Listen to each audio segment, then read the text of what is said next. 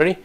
Good evening, friends. So I am here, Dr. Dilip Mehta, Senior Consultant, Shelby Hospital and Director, 360-degree Knee Clinic, and we are lucky to have with us Professor Leif Ryd, who is directly here from Stockholm, and we are the torch bearers for joint preservations, and that is what is our motto, to preserve the joint till the last in every young individual. So without wasting much time, I will hand over to Professor so that he can take his details himself and we can carry it forward. Sir. All right, thank you. So yes, I'm Professor Leif Ryd. I used to be head of Department of Orthopedics at the Karolinska Hospital in Stockholm, Sweden, and also professor at the Karolinska Institute in Stockholm. And 16 years ago, I co-founded Episurf on the idea of mine that we should resurface the cartilage in the knee joint to preserve the knee joint from joint replacement. So today we are going to talk about our patellofemoral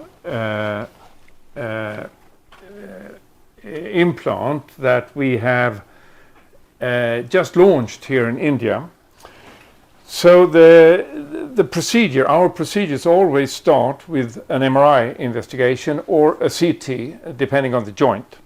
We get those images sent to us. We reconstruct the joint in our computer using CAD/CAM technology.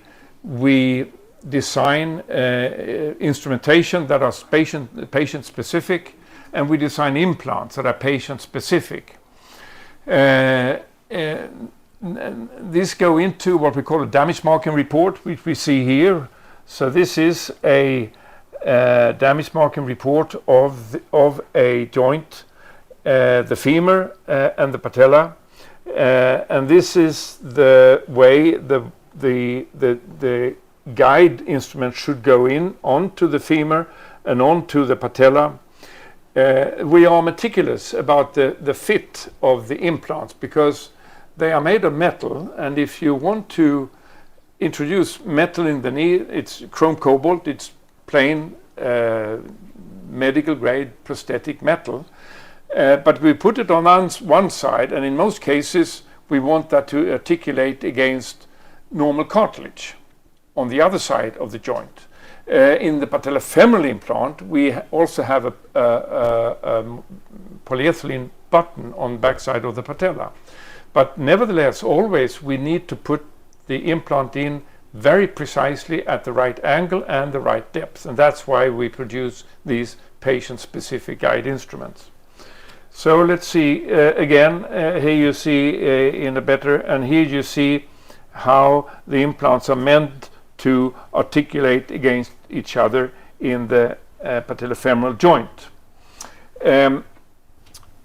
Together with the damage marker report, we also provide you with a set of relevant images of the implants to be and how they are positioned in the joint for you to assess and accept, or you can come back to us and say, no, I'd like to change the position, and that's all right. Okay. We will do that, and until we're both happy. And then it will take us 4 weeks to manufacture the implant, and they will come to your hospital just in time in a sterile kit, ready to use. You put the implant in, and the rest is it's a one time only instrumentation set. With the instrumentation set, you get this final design that will show you again exactly how the guides should go onto each of the two bones respectively. For precise fit. The implant comes with either a circular configuration, or a twin configuration if the damage lesion in the joint is oblongated. Okay. The articulating surface of the implant is patient specific, adapted to fit that particular joint. The fixation surfaces, they are coated with first titanium, and on top of that hydroxyapatite, and the hydroxyapatite gives us osseointegration against bone, so the bone will grow into the implant and fix it. But we also get we have found and published on chondrointegration. So the cartilage around the implant will adhere to the implant and thereby sealing the interface from joint fluid being squeezed down, possibly producing osteolysis and implant loosening. So that's on the femoral side. On the patella side, in the PFJ implant, there is a polyethylene button. It's a standard medical grade, state-of-the-art, high molecular weight polyethylene, cross-linked and vitamin E doped for the best possible wear resistance. So this is a set of implants or instrumentations that will be sent to you. There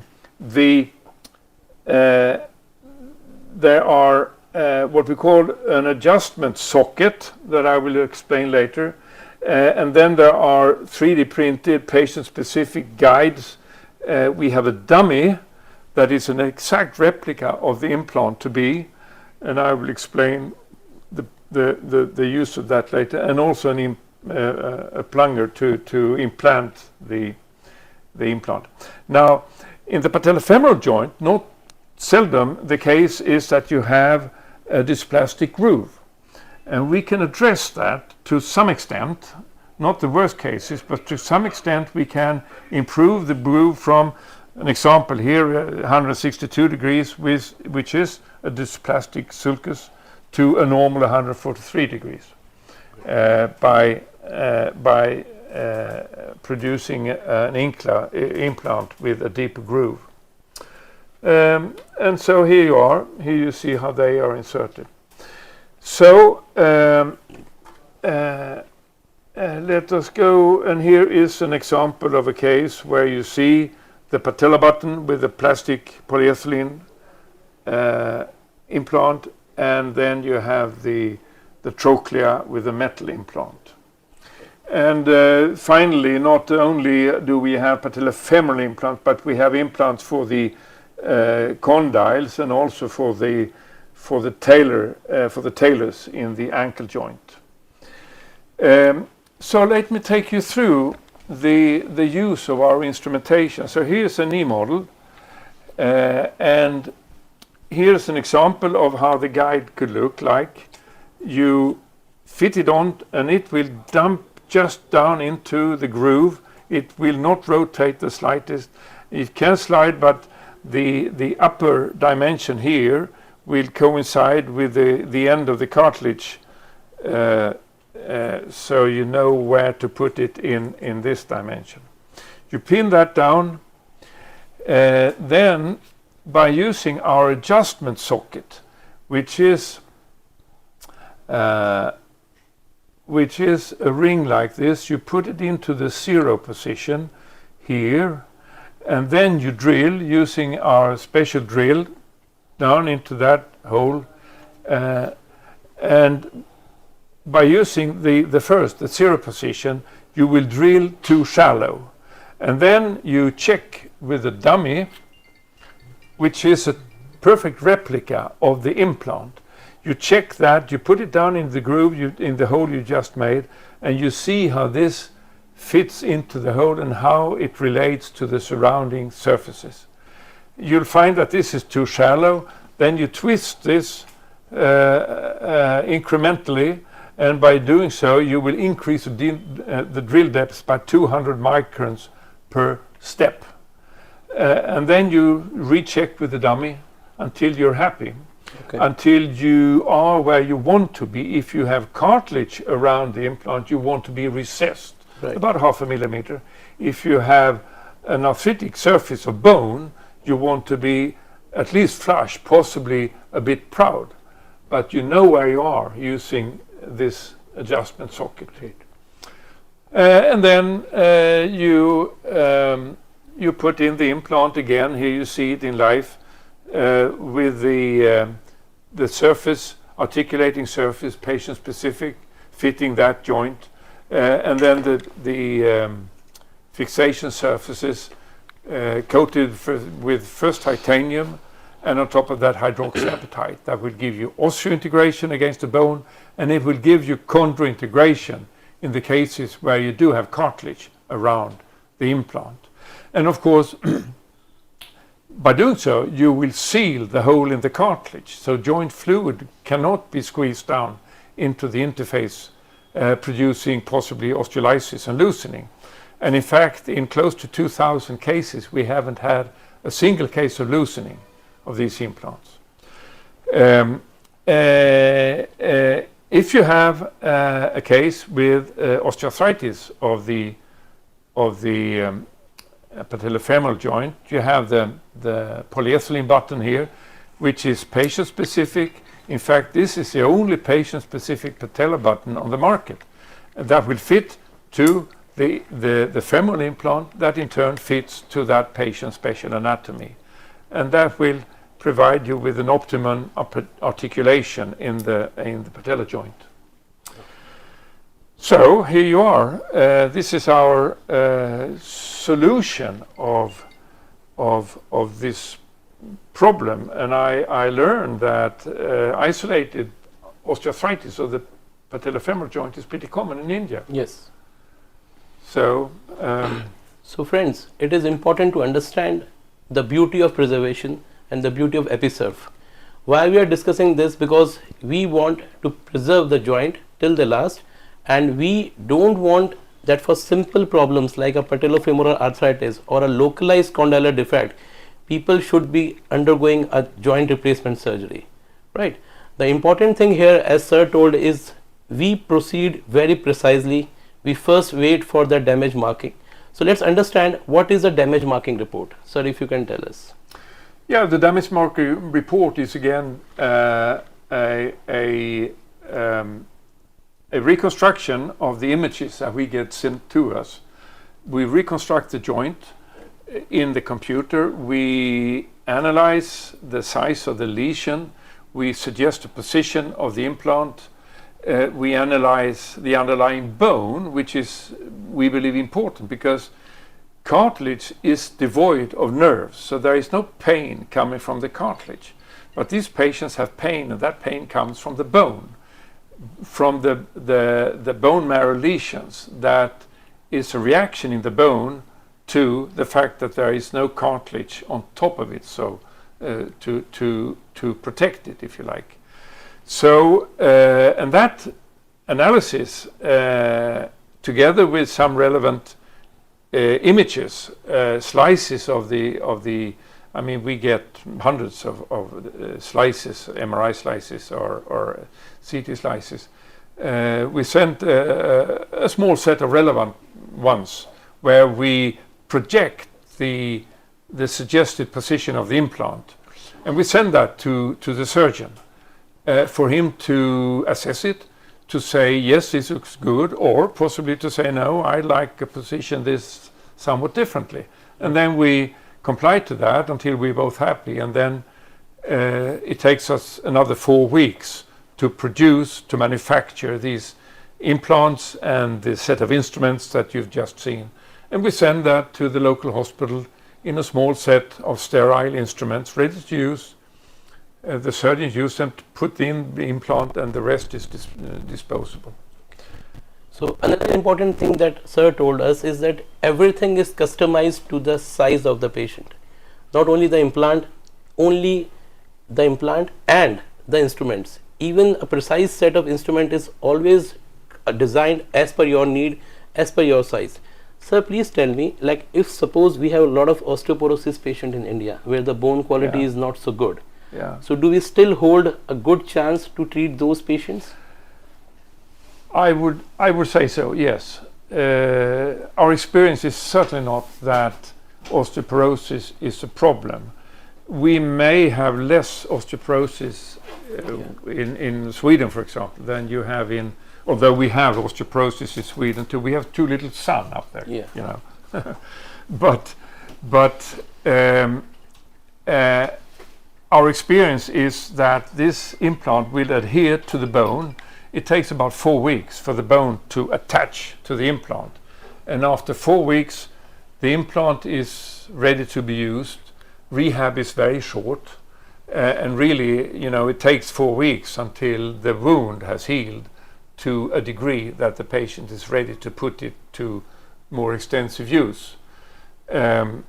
So rehabilitation is indeed very slow, very short, and much shorter to alternative ways of treating these lesions, like, cell transplantation, for example, that some suggest globally, microfracture or various types of biological treatments.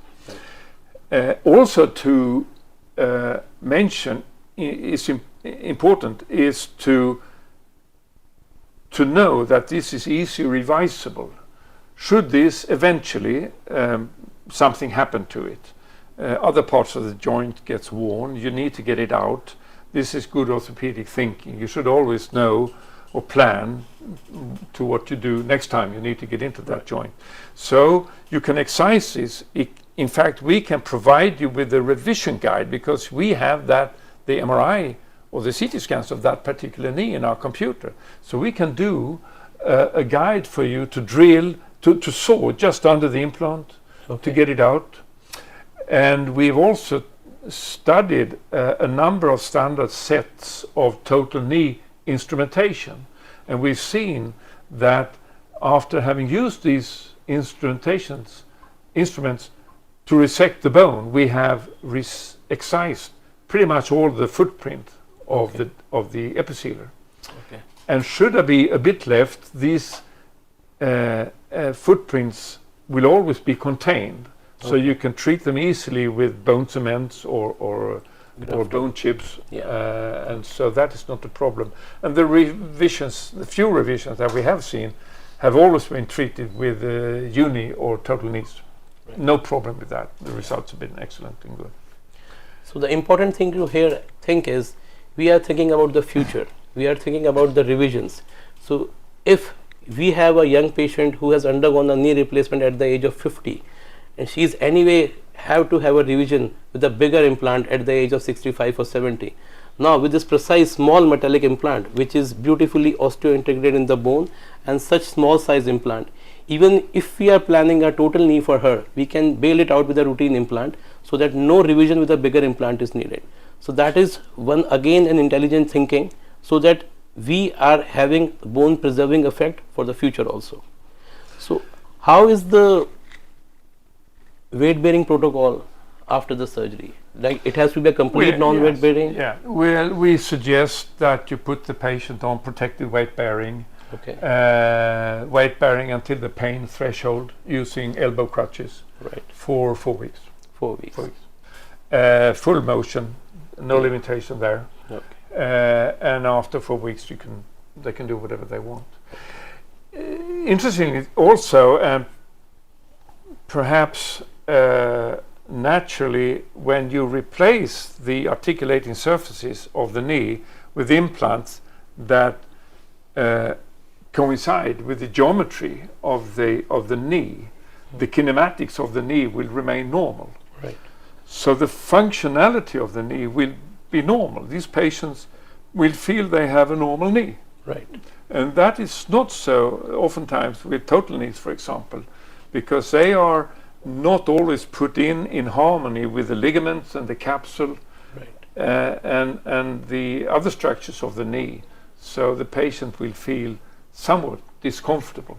Okay. That does not happen, and we've actually shown and published on the kinematics of the knee after episealer implantation. Okay. And do we have an age criteria for this implant? Like any age is restricted or we should avoid? Yes, well, we suggest that if you have access to various biological treatments, you may want to use biology, cell transplants, etc. But after age 35 or something like that, the biologists themselves suggest that the cells work less well.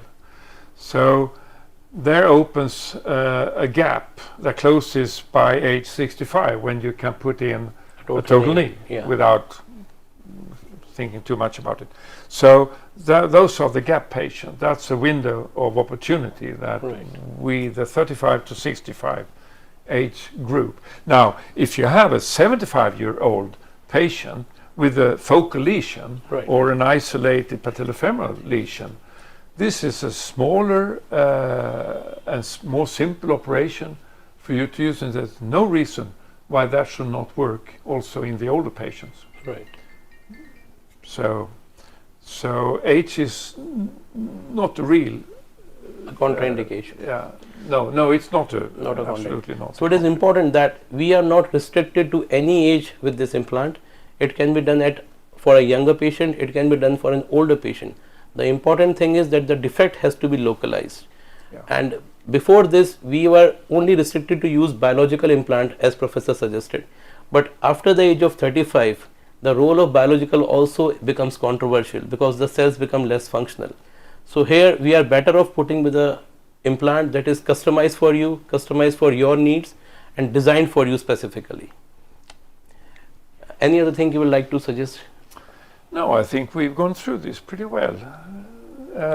Thank you for letting me join you on this YouTube recording, and I think we have produced together a good informative little video for patients. So another important thing we like to discuss is that here it's not a new thing.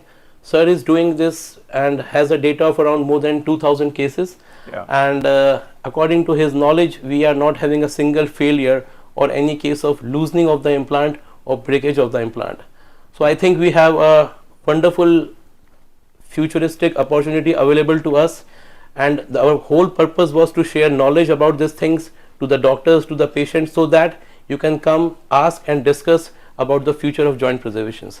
I once again thank Professor Ryd for this beautiful conversation with us, and thanks a lot on our behalf. Thank you, sir. Thank you. Thank you. Thank you. Sign out.